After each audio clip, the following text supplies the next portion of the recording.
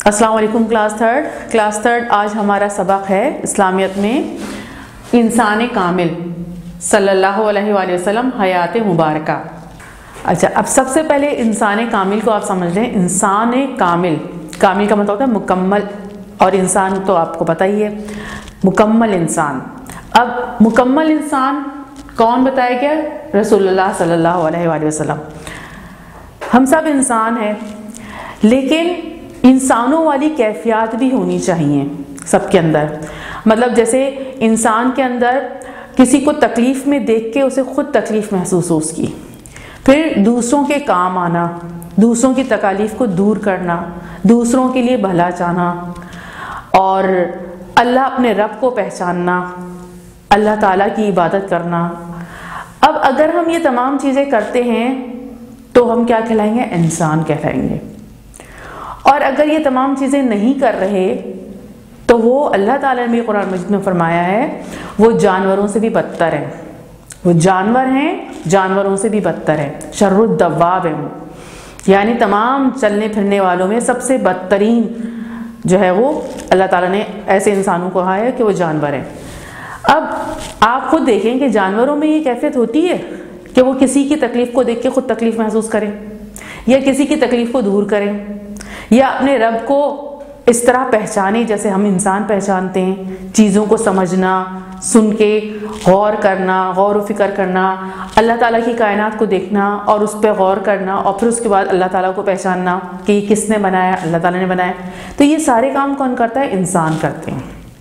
اور انسانوں میں جتنے لوگ یہ آگے بڑھیں گے اور اسی انداز سے چلیں گے وہ اچھے انسان کہلائیں گے۔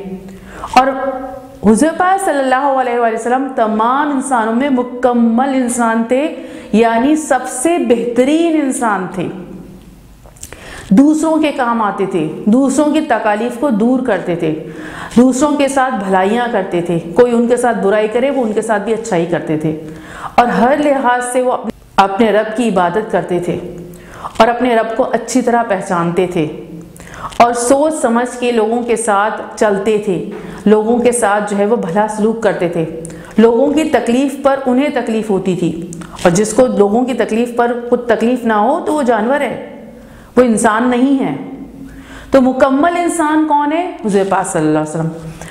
تمام لوگ انسان ہیں، اور جو لوگ اچھے کام کرتے جائیں گے وہ انسان کے لیول پر آتے جائیں گے، اور وہ انسانوں ہی کے لیول پر رہیں گے۔ اور اگر وہ یہ تمام کام نہیں کرتے جو انسان، وہ انسانوں کے لیول سے گر جاتے ہیں، اس درجے سے گر جاتے ہیں جس درجے پر، جس لیول پر اللہ تعالیٰ نے انسان کو بنایا ہے۔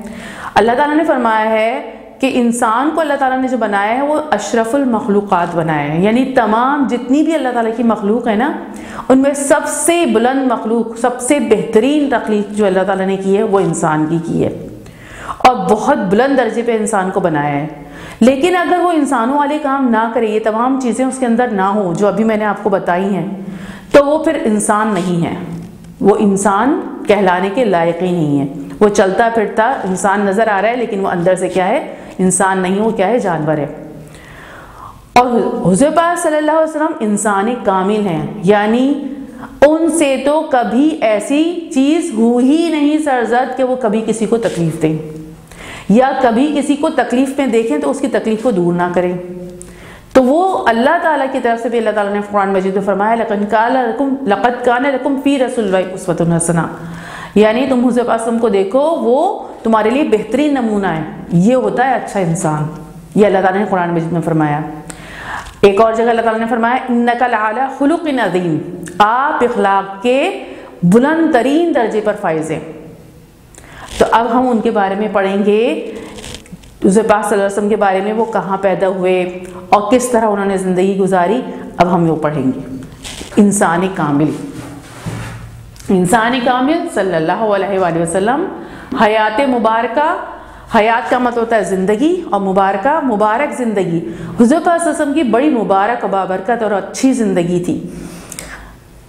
تو حیات مبارکہ، چلے اب یہاں سے شروع کرتے ہیں۔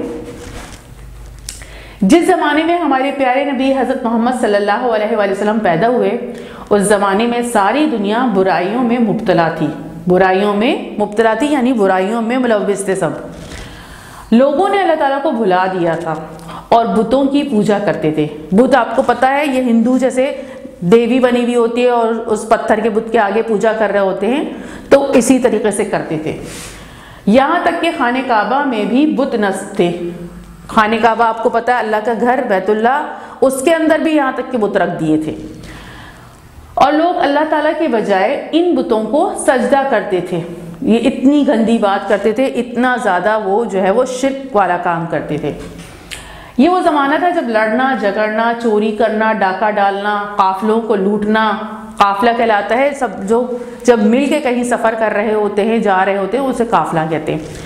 تو قافلوں کو لوٹتے تھے، وہ قتل کرنا، لوگوں کے نزدیک کوئی برائی نہ تھی۔ یہ ساری برائیاں ان کے لیے برائیاں نہیں تھیں، یعنی وہ عادی ہو گئے تھے ان تمام برائیوں کے کرنے کے۔ ان میں گناہ کا احساس بالکل ختم ہو چکا تھا، بلکہ وہ یہ سارے گناہ بڑے فخر سے کرتے تھے، یعنی بہت اچھا سمجھتے تھے۔ جس نے ڈاکہ ڈالا، جس نے چوری کی، ڈکیتی ڈالی، وہ خوش ہوتا تھا، میں نے بڑا کام کیا۔ اتنے زیادہ وہ گندے ہو چکے تھے، اتنے زیادہ وہ جانور بن چکے تھے، دوسروں کو تکلیف دے کے وہ خوش ہوتے تھے، تو وہ انسان ہی نہیں رہے تھے۔ جب خرابیاں حد سے بڑھ گئیں تو اللہ تعالیٰ نے اپنے آخری نبی حضرت محمد صلی اللہ علیہ وآلہ وسلم کو دنیا میں بھیجا تاکہ آپ صلی اللہ علیہ وآلہ وسلم لوگوں کو برے بھلے کا فرق سمجھائیں، یعنی بتائیں کہ کیا برائی ہوتی ہے، کیا اچھائی ہوتی ہے، اس کا فرق بتائیں۔ اس لیے اللہ تعالیٰ نے آپ صلی اللہ علیہ وسلم کو دنیا میں بھیجا۔ آپ صلی اللہ علیہ وسلم بتائیں کہ بہترین زندگی گزارنے اور بہترین معاشرہ بنانے کے سارے اصول قرآن میں درج ہیں، یعنی اس کے پاس بہترین زندگی گزارنے، اچھی زندگی کیا ہوتی ہے، نیکیوں والی زندگی اور اچھائیاں کرنے والی زندگی اصل زندگی ہے، اور بہترین معاشرہ یہ جو ہم سب مل جل کر رہ رہے ہیں، ایک جگہ پر سب جو رہ رہے ہوتے ہیں، وہ معاشرہ کہلاتا ہے۔ تو اچھا معاشرہ کیسے بنے گا یہ اور اچھی زندگی کیا ہوگی، یہ قرآن مجید میں لکھا ہے۔ تو آپ ان کو پڑھ کر سنائیں اور بتائیں کہ اللہ تعالیٰ کیا چاہتے ہیں اور کیسا ہونا چاہیے ہم سب کو۔ اگر لوگ مسلمان ہو جائیں اور قرآن میں درج اصولوں اور حضرت صلی اللہ علیہ وسلم کی اسوہ حسنہ پر عمل کریں تو وہ بہترین انسان بن جائیں گے اور برائیوں سے پاک معاشرہ بھی بنا لیں گے۔ اگر لوگ مسلمان ہو جائیں، اب حالانکہ ہم لوگ تو مسلمان ہیں لیکن ہم قرآن مجید کو سمجھ کے پڑھتے نہیں ہیں نا، اس لیے ہمارے اندر اس طرح کی بعض اوقات برائیاں نظر آتی ہیں، چوری بھی کر رہے ہیں لوگ، ڈاکہ بھی ڈال رہے ہیں، دوسروں کو تکلیف بھی دے رہے ہیں۔ اگر ہم سب قرآن مجید اچھی طریقے سے پڑھیں، سمجھ کے پڑھیں اور اس پر عمل کریں تو ہم سب کیا ہو جائیں گے، ایک اچھے انسان بن جائیں گے، اور جب ہم اچھے انسان بن جائیں گے تو پورا معاشرہ کیا ہے، ہم سب ہی اچھے ہو جائیں گے۔ تو یہی انہوں نے بتایا ہے کہ اگر لوگ مسلمان ہو جائیں، قرآن میں درج کا مطلب ہے قرآن میں جو اصول لکھے گئے ہیں، اور حضرت صلی اللہ علیہ وسلم کے اسوہ حسنہ پر عمل کریں۔ اسوہ حسنہ جیسے اس پاس نے جیسے جیسے ساری چیزیں کی ویسے ویسے ہم بھی کریں، اسی طرح کے راستے اختیار کریں، اسی طرح کا عمل کریں، تو وہ کیا کہلاتا ہے، اسوہ حسنہ کہلاتا ہے۔ اسوہ کا مطلب ہوتا ہے طریقہ اور حسنہ کا مطلب ہوتا ہے بہترین۔ سب سے بہترین طریقہ زندگی گزارنے کا کس کا تھا، حضرت وسلم کا۔ اگر ہم ان کے اسوہ حسنہ پر عمل کریں تو وہ بہترین انسان بن جائے۔ اگر یہ سارے لوگ ایسے کریں تو وہ بہترین انسان بن جائیں گے اور برائیوں سے پاک معاشرہ بھی بنا لیں گے۔ اب ہم دیکھیں گے حضرت وسلم کی پیدائش اور بچپن۔ آپ صلی اللہ علیہ وسلم کی پیدائش اور بچپن۔ حضرت محمد صلی اللہ علیہ وسلم کا تعلق مکہ اور عرب کے مشہور قبیلے قریش کے ذیلی قبیلے بنو ہاشم کے عبد المطلب خاندان سے تھا، یعنی عرب میں قبیلے رہا کرتے تھے، جیسے ہماری فیملیز ہیں نا، اس طرح ان کے قبیلے ہوا کرتے تھے، اور اس میں سب سے بڑا قبیلہ کون سا تھا، قریش۔ اب قریش کا بھی ایک اور قبیلہ تھا، قریش کے مطلب بڑے قبیلے میں ایک چھوٹا قبیلہ بھی تھا، وہ کیا کہلاتا تھا، بنو ہاشم۔ اور بنو ہاشم قبیلہ جو تھا اس میں حضرت پاک وسلم کے جو دادا تھے ان کا نام تھا عبد المطلب۔ تو حضرت وسلم بنو ہاشم کے قبیلے میں کیا ہوئے، قریش کے قبیلے بنو ہاشم میں پیدا ہوئے اور عبد المطلب خاندان میں، یہ عبد المطلب خاندان میں پیدا ہوئے۔ عبد المطلب خاندان سے حضرت وسلم کا تعلق تھا۔ خاندان عبد المطلب کا شمار مکہ کے سرکردہ خاندانوں میں ہوتا تھا۔ اب یہ بہت اونچے درجے کے خاندان تھے، یعنی عبد المطلب کا بڑا درجہ تھا، لوگ بہت عزت کرتے تھے ان کی، تو اس گھرانے کی بہت عزت کرتے تھے۔ آپ صلی اللہ علیہ وسلم کے دادا حضرت عبد المطلب خاندان کے سربراہ اور بنو ہاشم کے سردار تھے۔ خانہ کعبہ کا انتظام اور انصرام اور دیکھ بھال بنو ہاشم کی ذمہ داری تھی۔ عبد المطلب سربراہ بھی تھے اور سردار تھے، بہت بڑے شخص مانے جاتے تھے، لوگ ان سے آ کے جو ہے وہ اپنے مسئلے مسائل بھی پوچھتے تھے اور لوگ ان کو بڑی اہمیت دیتے تھے۔ اور یہ لوگ، ان کا خاندان خانہ کعبہ کی بھی جو ہے وہ تمام انتظام، خانہ کعبہ کا سارا بندوبست ان کا حضور پاک صلی اللہ علیہ وسلم کا خاندان ہی کرتا تھا۔ دیکھ بھال خانہ کعبہ کی حضور پاک صلی اللہ علیہ وسلم کا خاندان کرتا تھا۔ کون؟ بنو ہاشم۔ ربیع الاول کی 12 تاریخ تھی اور سال فیل تھا جو عیسوی کیلنڈر کے مطابق 570 تھا۔ ربیع الاول کی 12 تاریخ، ربیع الاول کا مہینہ آپ کو پتہ ہے نا، اسلامی کیلنڈر میں ربیع الاول کا آتا ہے، تو اس کی 12 تاریخ تھی اور سال فیل۔ سال فیل کہلاتے ہیں، آپ لوگوں نے پڑھی ہوگی اما پارے میں سورہ فیل۔ سورہ فیل میں کیا ہے کہ ایک شخص تھا ابراہا، عیسائی تھا وہ، اور وہ اللہ تعالیٰ کے گھر کو ڈھانے کے لیے، اللہ تعالیٰ کے گھر کو تباہ کرنے کے لیے آ رہا تھا۔ اور اس نے کہا کہ میں، کیونکہ سارے لوگ خانہ کعبہ میں جمع ہوتے ہیں اور اس کو بڑی ویلیو دیتے ہیں، بہت عزت ہے اس کی، اور میں نے جو اپنا چرچ بنایا ہے، میں نے جو اپنا وہ بنایا ہے، عبادت گاہ بنائی ہے، اس میں لوگ آتے نہیں ہیں، تو میں اس گھر کو تباہ کروں گا، نعوذ باللہ۔ تو وہ لے کر نکلا اپنے لشکر کو، اور اس میں ہاتھی بھی تھے، بہت سارے لوگ تھے، اور اس نے سوچا کہ میں جا کے خانہ کعبہ کو گرا دوں گا۔ اب وہ جو پہنچ رہا تھا تو راستے میں اللہ تعالیٰ کے حکم سے پرندے اللہ تعالیٰ نے بھیجے، چھوٹے چھوٹے پرندے بھیجے، اور ان کی چونچ میں جو ہے وہ پتھر تھے، پکے ہوئے مٹی کے پتھر۔ آپ سورہ فیل کا ترجمہ پڑھیں گے تو اس میں پورا ترجمہ یہ بتایا ہوا ہے۔ تو انہوں نے اوپر سے وہ پتھر ان کے اوپر پھینکے، اور اتنی تیزی سے پھینکے کہ وہ سارے لوگ بھسم ہو گئے، چورا چورا ہو گئے، یعنی ان کا بیڑا غرق ہو گیا اور وہ پہنچ نہیں سکے۔ اللہ نے اپنے گھر کی خود حفاظت کی۔ حضور پاک صلی اللہ علیہ وسلم اسی سال پیدا ہوئے ہیں، تو کہا جاتا ہے کہ سال فیل اور ربیع الاول کی 12 تاریخ کو پیدا ہوئے اسلامی کیلنڈر کے مطابق، اور وہ سال کون سا تھا؟ سال فیل تھا، یعنی اس سال وہ واقعہ ہوا تھا۔ اور عیسوی کیلنڈر جو ہمارے یہاں اس وقت تاریخ چل رہی ہے، ہم جو 2021 اور 22 ساری 21 اور 20 وغیرہ جو چل رہا ہے ہمارے یہاں، یہ عیسوی کیلنڈر کہلاتا ہے، حضرت عیسیٰ علیہ السلام کی پیدائش سے بنایا ہے۔ تو اس کی کون سی تاریخ تھی، کون سا سال تھا؟ 570 عیسوی تھا، پیر کا دن تھا اور صبح کا وقت تھا۔ یہ وہ مبارک گھڑی تھی جب رحمت للعالمین، اللہ تعالیٰ نے قرآن مجید میں فرمایا حضور پاک کو رحمت للعالمین، یعنی تمام جہان والوں کے لیے رحمت۔ اور حضور پاک صلی اللہ علیہ وسلم ہر ایک کے لیے رحمت تھے، انسانوں کے لیے بھی رحمت تھے، جانوروں کے لیے بھی رحمت تھے۔ میں نے آپ کو واقعہ سنایا ہوگا، وہ جو اونٹ نے شکایت کی تھی کہ اس کا مالک جو ہے اس کو تکلیف پہنچا رہا تھا، تو وہ کرا رہا تھا اور اس کے آنکھوں سے آنسو بھی جاری تھے۔ حضور پاک صلی اللہ علیہ وسلم نے اس کے جسم پر ہاتھ پھیرا اور پھر اس کے مالک کو کہا کہ مجھ سے تمہاری شکایت کر رہا ہے۔ تو حضور پاک صلی اللہ علیہ وسلم ہر ایک کے لیے رحمت تھے۔ تو قرآن مجید میں اللہ تعالیٰ نے فرمایا ہے کہ آپ رحمت للعالمین ہیں۔ تو یہ وہ گھڑی تھی جب رحمت للعالمین، تمام جہان والوں کے لیے رحمت، حضرت محمد مصطفیٰ صلی اللہ علیہ وسلم اس دنیا میں تشریف لائے۔ آپ صلی اللہ علیہ وسلم کی پیدائش آپ صلی اللہ علیہ وسلم کے دادا حضرت عبد المطلب کے لیے خاص طور پر خوشی کا موقع تھا، کیونکہ کچھ عرصے پہلے وہ اپنے بیٹے اور آن حضرت صلی اللہ علیہ وسلم کے والد عبداللہ کی موت کا غم سہ چکے تھے۔ حضور پاک صلی اللہ علیہ وسلم کی والد کی وفات ہو چکی تھی جب حضور پاک صلی اللہ علیہ وسلم پیدا ہوئے۔ تو حضرت عبد المطلب جو حضور پاک صلی اللہ علیہ وسلم کے دادا تھے، انہیں بہت دکھ تھا اپنے بیٹے کی وفات کا۔ تو پھر اللہ تعالیٰ نے حضور پاک صلی اللہ علیہ وسلم کو جو بھیجا تو وہ خوش ہو گئے۔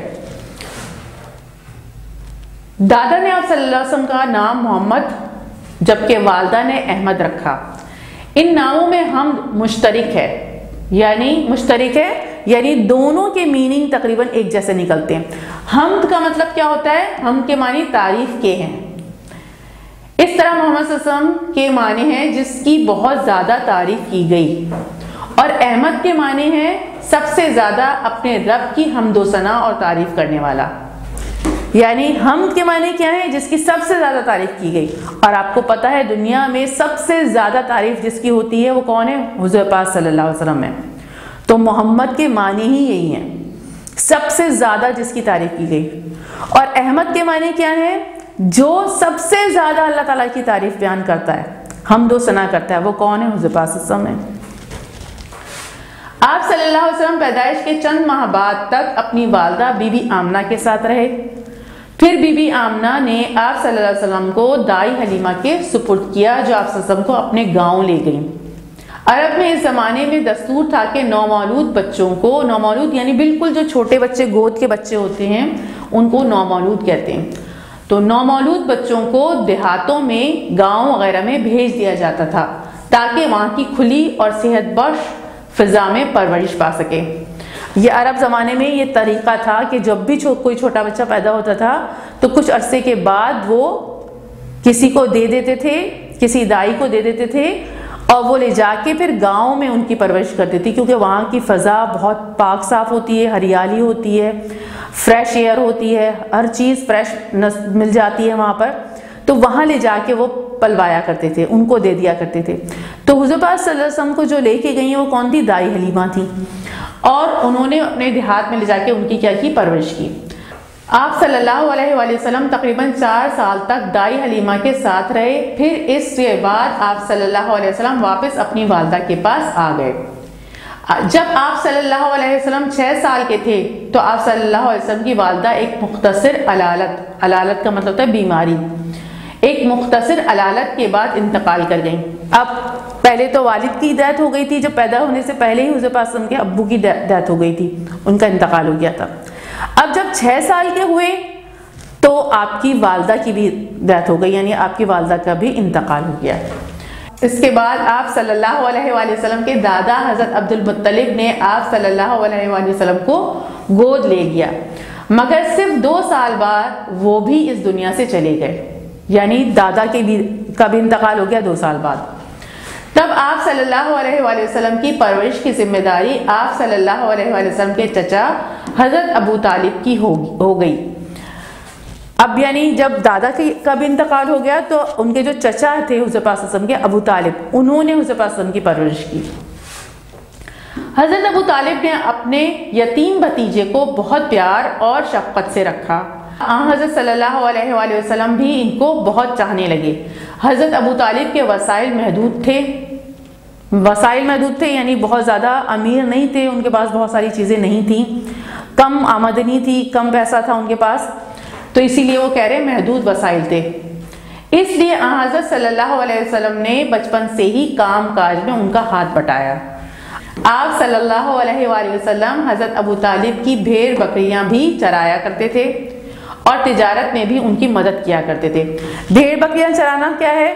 آپ نے دیکھا ہوگا اکثر ایک گڈیریا ہوتا ہے جو بہت ساری بکریوں کو ایک ساتھ لے کر جا رہا ہوتا ہے، تو وہ چرانے کے لیے جاتا ہے، گھماتا پھر آتا ہے. پھر اس میں کیا ہے کہ ان بکریوں کو جب بھیڑ بکریاں چراتے ہیں تو لوگوں کی لے کر چراتے ہیں اور وہ ان کے پیسے ان کو دیتے ہیں. یعنی یہ جو گڈریا ہے، جو بھیڑ بکریاں چرانے والا ہے، تو وہ کسی کی بھیڑ بکریاں چلاتا ہے، پھر وہ ان کو پیسے دیتے ہیں. تو حضرت ابو طالب کی بکریاں حضور پاک صلی اللہ علیہ وسلم جو ہے وہ چرانے لے جاتے تھے، تو ان کا ہاتھ بٹاتے تھے، ان کے کام کرتے تھے. اور جو حضرت ابو طالب تجارت کرتے تھے، یعنی سامان لے جا کر دوسرے علاقوں میں بیچتے تھے، اس میں بھی حضور پاک صلی اللہ علیہ وسلم ان کی مدد کیا کرتے تھے. شام کا پہلا سفر. شام کون سا علاقہ ہے؟ سعودی عرب سے اگر ہم اوپر کی طرف جائیں تو یہ شام کا علاقہ ہے. شام کا پہلا سفر.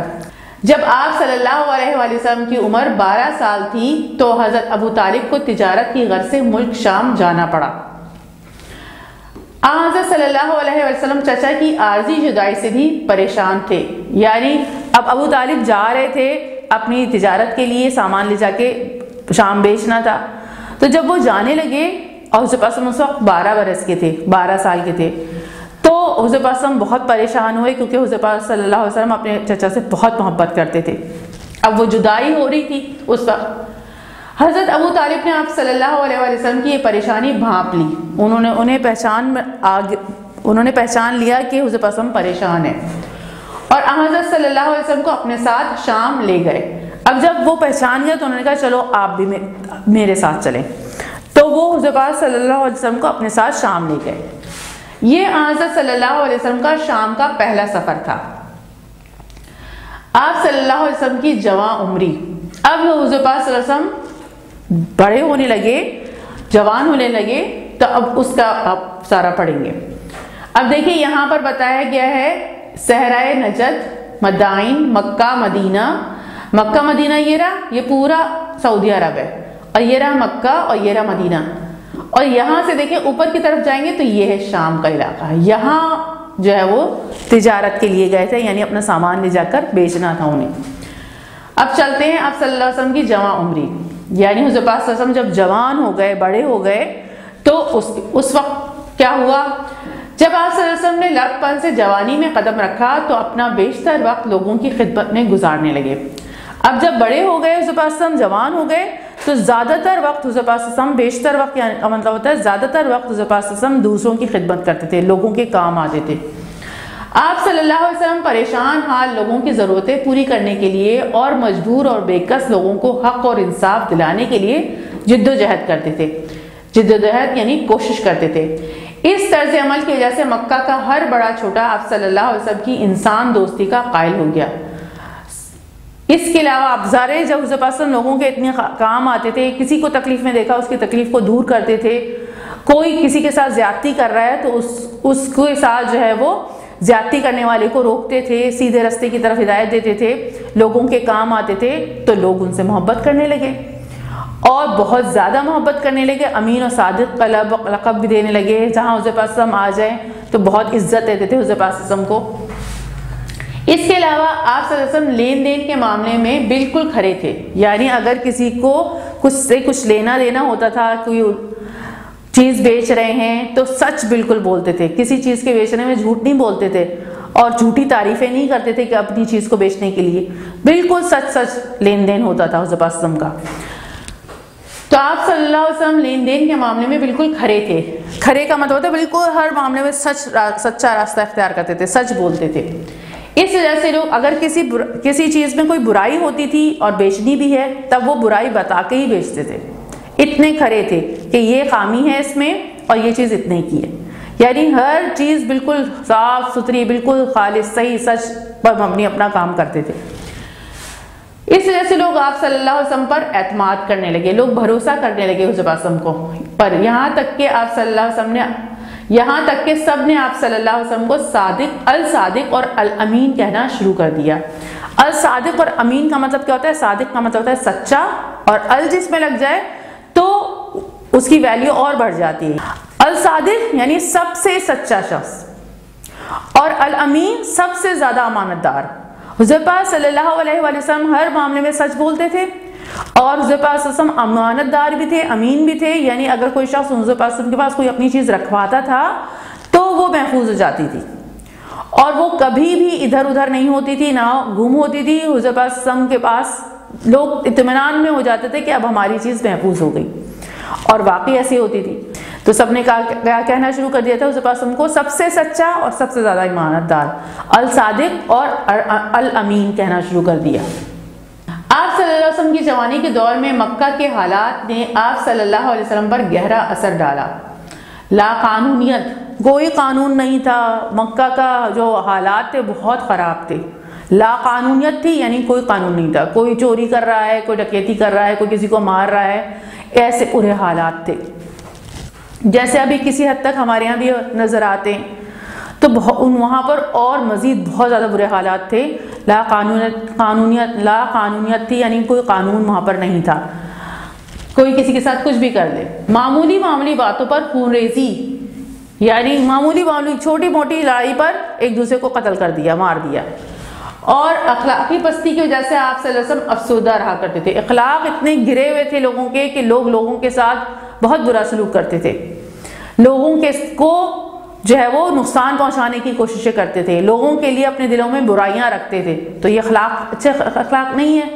لالچ کرتے تھے، حسد کرتے تھے، دوسروں کے ساتھ برا کرتے تھے اور چاہتے تھے کہ اس کا برا ہو جائے، اس کو نقصان ہو جائے. تو یہ سارے بری چیزوں دیکھ کر حضور پاک کو تکلیف ہوتی تھی کہ لوگ ایسے کیوں کرتے ہیں، اچھا کیوں نہیں بننا چاہتے، لوگوں کے ساتھ بھلائیاں کیوں نہیں کرتے. تو اس پہ افسردہ رہتے تھے حضور پاک کہ ایسا نہیں کرنا چاہیے، لوگ ایسے کیوں ہیں.